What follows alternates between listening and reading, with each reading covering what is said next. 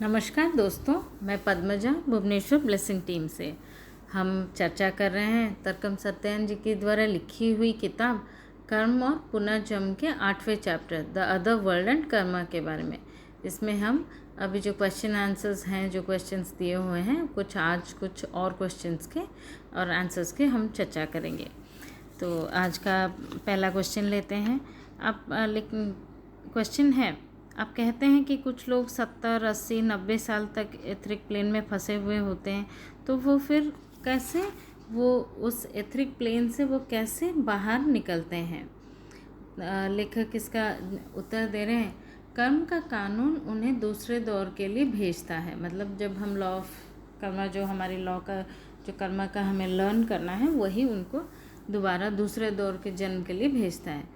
और वो जब वो वापस आते हैं तो उन्हें वो टीचिंग लेनी चाहिए। मतलब जो टीचिंग उन्हें मिला है वहाँ पे, जो उन्होंने लर्न किया है या उन्होंने जो देखा है कि उनके साथ क्या हुआ, जो 70-80 साल फंसे हुए होते हैं, तो वहाँ पे उनको जब धरती पे आते हैं तो उन्हें वो टीचिंग लेना चाहिए। और उस टीचिंग के लिए उन्हें पढ़ के, उनको ध्यान रख के, खुद का अनुशासन के साथ उस चीज़ को फॉलो करना चाहिए। क्योंकि आपका जो सैल्वेशन है, एक हमारे जो सोल की एक फाइनल मुक्ति या मोक्ष जो से कहते हैं, वो किसी और की जिम्मेदारी नहीं है, वो आपके खुद की ही जिम्मेदारी है। वो आपके अंदर से खुद ही वो आना चाहिए। मतलब हम कोई और चाहेगा तो मुझे मुक्ति नहीं मिलेगी, जब तक मैं मुक्त ना होना चाहूँ तो मुझे मुक्ति नहीं मिलेगी। तो इसी तरह ये जो सिद्धांत को हमें समझना होगा, कुछ पुस्तक पढ़ना होगा, अनुशासन में रहना होगा, कम खाएंगे, कम पिएंगे। मतलब एक जो संन्यास हम लोग का, मतलब हिंदू मैथोलॉजी में हमने जैसा हुआ दिया हुआ है, उस तरह का एक अनुशासित जीवन जीना होगा। उस अनुशासन के बाद आप हमारी जो कॉन्शियसनेस वो बढ़ जाएगी। मेडिटेशन करना होगा, कॉन्शियसनेस बढ़ जाएगी, तब हम जागृत हो पाएंगे। और जैसा ज़्यादा से ज़्यादा जितना हम जागृत रहेंगे, उतना हमारे नियंत्रण हमारी ज़िंदगी पे आएगा। और जितनी ज़्यादा नियंत्रण आएगा, हम उतनी जागृति हमारी बढ़ेगी। तो ये दोनों ही एक दूसरे से संबंधित है। जागृति और नियंत्रण, ये दोनों ही एक दूसरे से संबंध है। और जैसे कहा जाता है कि प्रत्येक व्यक्ति को कुछ खास लोगों के द्वारा मदद भेजी जाती है। मतलब whenever the disciple is ready, Guru appears. हम ये जो एक फेमस सेंटेंस है, हम समझते हैं, सुनते हैं। जब भी हम खुद को उस पथ के लिए तैयार करते हैं, हमें कहीं ना कहीं से कोई ना कोई हमें हेल्प पहुंच जाता है और हमें वो हेल्प को पकड़ना होगा। लेकिन हम उस मौके को जाने नहीं दे सकते। ये मौका हमें आगे सैल्वेशन की ओर लेता रहेगा। तो जो मंत्र हमारे हम बताया गया है, लेखक ने लिखा है, जो मंत्र हमें इस रास्ते के लिए एक्सप्लेन, मतलब जो हमें ये मंत्र हमें हेल्प कर सकता है, वो है ओम असतो मा सद्गमय, तमसो मा ज्योतिर्गमय, मृत्युर्मा अमृतंगमय, ओम शांति शांति शांति है।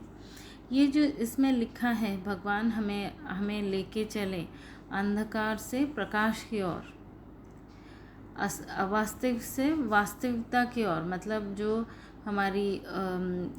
हमारी फिज़िकल अनरियल जो सेल्फ है, उसमें से अब रियलिटी की ओर, डार्कनेस से लाइट की ओर, अनरियलिटी से रियलिटी की ओर, डेथ से इमॉर्टैलिटी की ओर, और कैओस से ब्यूटी की ओर। मतलब हमारा जो अराजकता से लेके हमारी सुंदरता या फिर सुंदरता की ओर। तो ये जो लाइंस में हम ये फॉलो कर सकते हैं, हम समझ सकते हैं कि हमें कहाँ जाना है। मतलब हम फाइनली हम रियलाइज़ करें हम सोल हैं और ये एक पार्ट ऑफ लाइफ है जो हमारी चलती रहेगी। तो इस तरह का जब हम जर्नी, ये जो मंत्र लिखा है लेखक ने, जिस मंत्र का मेंशन किया है, ये यही चीज़ों को ही दर्शाता है। हमें वो लाइट की तरफ जाना है, उस ब्यूटी की तरफ जाना है, उस रियलिटी की तरफ जाना है, और वही अमरत्व या फिर जो हमारी इमॉर्टैलिटी है, हम एक सोल हैं, इमॉर्टल हैं। तो वो हम उसको समझ के, उस नियम को समझ के हमें आगे जितनी जल्दी जाएंगे उतना हमारे लिए अच्छा होगा।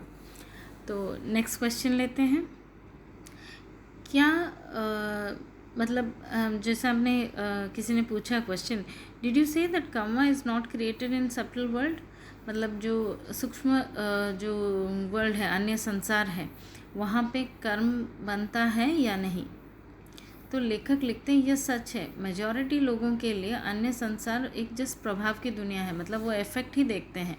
अन्य संसार में कारणों को सिर्फ बताया जाता है, उन्हें बदला नहीं जा सकता है। अगर आप सचेत हो तो, मतलब अगर आप अवेकेंड हो तभी आप रियलाइज़ करेंगे कि आपने क्या किया है। लेकिन वो जब आप मतलब जो भी आप वहाँ पे देखते हैं वो जो भी वहाँ पे हो रहा है बस आप उसको देखते हैं, कुछ बदल नहीं सकते। मतलब हम जो फिज़िकल प्लेन में जो बोते हैं वही हम अन्य संसारों में काटते हैं। मतलब हमें अगर अन्य संसारों में अपने इफेक्ट को चेंज करना है तो चेंज यहीं फिज़िकल वर्ल्ड में ही करना होगा।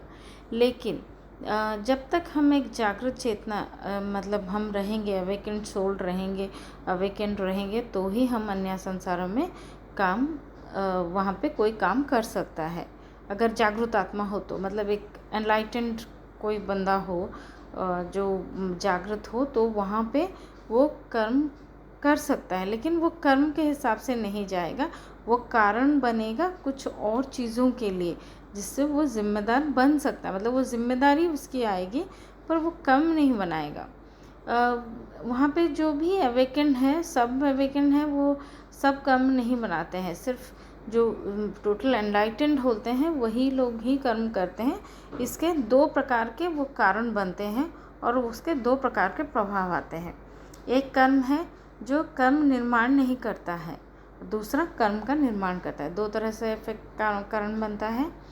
तो जब आप औरों के लिए या अदर्स के लिए जब आप त्याग करते हैं, आप अपने से आगे दूसरों के बारे में या ह्यूमैनिटी के बारे में सोचते हैं, तो आप कर्म नहीं बनाते, आप उसके जो लाभार्थी इफ़ेक्ट्स बनाते हैं। मतलब जो आपको फ़ायदे दो आगे, उस तरह का इफ़ेक्ट्स आपको खुद के लिए बनाते हैं। लेकिन जब आप लोगों से घृणा करते हैं, उन्हें चोट पहुंचाना चाहते हैं, तो आप कर्म करते हैं, वहाँ पे भी कर्म करते हैं। जो अवेकेंड लोग होंगे तो वहाँ पे वो कर्म का मतलब क्या है, एक क्रिया।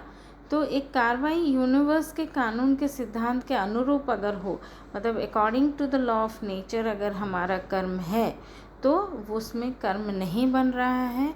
और जो कर्म के जो nature of law of nature के अगेंस्ट जा रहा है, वहाँ पे उस स्थिति में वहाँ पे कर्म बनता है। लेकिन उसमें भी मतलब जो अवेकेंड, सिर्फ ये एनलाइटेंड सोल के बारे में बात हो रही है। हम नॉर्मल जो लोग अवेकेंड हैं उनका कर्म नहीं बना, ये अवेकेंड सोल की ही सिर्फ बात हो रही है जो एनलाइटेंड सोल है। और वहाँ पे वो भी उनका व्यक्तिगत कर्म वहाँ पे निर्माण नहीं होता। कुछ है अगर उनको अगर मिशन दिया गया है कि इसको हटाना है या कुछ होता है, तो व्यक्तिगत कर्म वहाँ पे नहीं बनता है।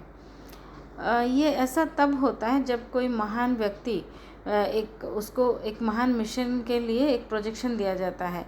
जो भी वो मतलब प्रोजेक्शन में होता है, वहाँ पे उसको वो कर्म करना है, पर वो कर्म के उस कर्म को करने के लिए उसे कुछ हार्ड डिसीजन लेने हो सकते हैं, कुछ स्ट्रिक्ट एक्शन करने हो सकते हैं, कुछ लोगों के अगेंस्ट हो सकता है, पर वो कर्म के हिसाब से वो कैलकुलेट नहीं होता है। वहाँ पे लोग, मतलब अभी जनरल लोगों की बात करें, लोग आम तौर पर यहाँ पे एक स्वप्न जैसी स्थिति, एक ड्रीम लाइक सिचुएशन में ही रहते हैं। उन्हें मतलब काम करने के लिए स्वतंत्र फ्री विल नहीं होता है उनके पास, क्योंकि उनका जो अभी जो फेस चल रहा है, मतलब जो अभी एस्ट्रल प्लेन या कोई भी दूसरे प्लेन में जो हैं, जो फेस चल रहा है, वो उनके फिज़िकल प्लेन के काम के ऊपर ही वो सिचुएशन डिपेंडेंट है। मतलब हम जो फिज़िकल वर्ल्ड में बोए हैं वही अदर वर्ल्ड में काटेंगे, हमने पहले ही जाना है इसके बारे में। तो उसका वो उस चीज़ को वो बस देखने के लिए ही वहाँ पे उतना ही ड्रीम लाइक सिचुएशन में देखना है। सिर्फ एक सिनेमा चल रहा है मान लीजिए, वहाँ पे आपको कोई आपका उसको चेंज करने का आपके पास कैपेसिटी नहीं है, वहाँ पे कुछ भी चेंज नहीं होना है। एक मूवी चल रहा है, हम मूवी देख रहे हैं, दैट्स ऑल हम समझ सकते हैं। अगर उसको उस कम को क्लियर करना है तो हमें वापस पुनर्जन्म लेना ही होगा, और हमें वो भुगतान हम फिज़िकल वर्ल्ड में ही उसका जो पेमेंट है वो कर्म का, वहाँ पे फिज़िकल वर्ल्ड में ही होगा। तो हम जब अन्य दुनिया में बस हम फिज़िकल वर्ल्ड में ही किए गए का परिणाम ही देख पाएंगे, और कुछ नहीं होता है। जो इमोशनल चीज़ है, जो हमारी इमोशनल कम है, हमें वो एस्ट्रल प्लेन में क्लैरिटी से दिखाया जाता है। मतलब देखते हैं हम क्लियरली। जो फिज़िकल कम है हम एथर प्लेन में देखते हैं। मैक्सिमम कम हम एथर प्लेन में देख लेते हैं, बट जब हम एस्ट्रल प्लेन में जाते हैं तो हमारा जो इमोशनल लेवल पे हमने जो मैनिपुलेट किया है, जो कर्म हमारा बना है इमोशनल लेवल के वजह से, वहाँ पे हम देखते हैं। और मेंटल लेवल के जो कर्म हैं हमारे, वो मेंटल प्लेन में हम देखते हैं। मतलब एक्चुअली देखा जाए तो हमने पहले भी समझा था पहले चैप्टर में कि हर काम का बहुत सारा इफ़ेक्ट होता है। हर कर्म का चारों लेवल पे इफ़ेक्ट करता है। आपका physical level, emotional level, mental level, spiritual level. तो वो जो तीनों का जो हमने बात किया अभी कि मेंटल और मेंटल है, आपका फिज़िकल है और आपका इमोशनल है, जो भी ये जो तीन चीज़ें हैं, ये एक ही काम से जुड़ा हुआ हो सकता है। मतलब इट्स अ फ्यूज सिचुएशन ही है। पर जब हम मेंटल प्लेन में या एस्ट्रल प्लेन में जाते हैं तो उस चीज़ों के ऊपर ज़्यादा जोर दिया जाता है। तो हमारे समझने के लिए, जो हम समझ पाएँ उस काम को बेहतर तरीके से कि हमने एग्जैक्टली किया क्या है, तो उस चीज़ को समझाने के लिए उस प्लेन में उन चीज़ों को ज़रूरत मतलब जोर दिया जाता है। लेकिन इस सब के लिए हमें अवेकेंड रहना होगा। अवेकेंड रहने के लिए coming back to our physical life, अभी जो हमारे पास जो जीवन है उसको हमें अवेकेंड रह के ही, जागृत और कॉन्शियसनेस के साथ ही हम रह सकते हैं।